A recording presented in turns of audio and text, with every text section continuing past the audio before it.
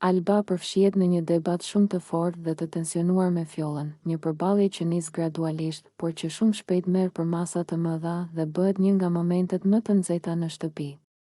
Ajo shprehet hapur dhe pa u përmbajtur, duke deklaruar se Fjolla është vajza më e keqe brenda shtëpisë, një person që sipas saj nuk ka asnjë lloj turpi dhe që vepron gjithmonë me interesa të fshehta. Gjatë debatit, Alba e akuzon Fjollën se sillet në mënyrë false dhe se mundohet të manipulojë situatat sipas asaj që i le verdis.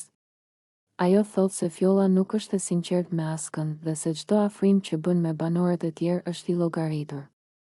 Sipas Albës, Fjolla përdor fjalë të bukura dhe sjellje të buta vetëm për t'u dukur mirë, por në realitet ka qëllime krejt të tjera. Një pjesë e madhe e debatit përqendrohet te Klodi.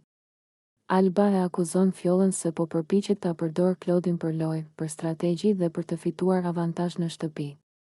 Ajo shprehet se Fjolla nuk ka ndjenja të vërteta dhe se afrimi i saj me Klodin nuk është as pak i pastër, por i ndërtuar mbi interes dhe llogari personale.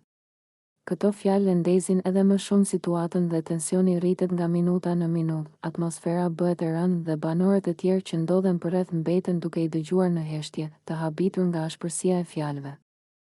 Alba vazhdon të flasë me tone të larta, duke thënë se Fjolla nuk ka respekt për askënd dhe se nuk njeh kufi në mënyrën si sillet.